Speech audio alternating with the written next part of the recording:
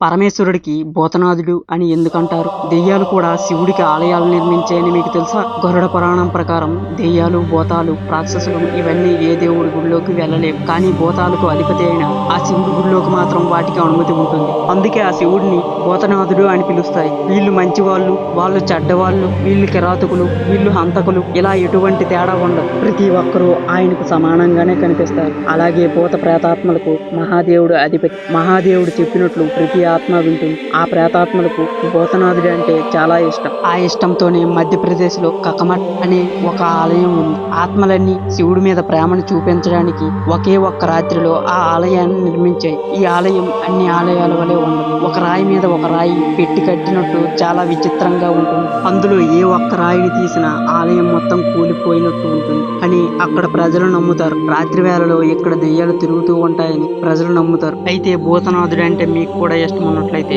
హర హర మహాదేవ్ అని కామెంట్ చేయండి.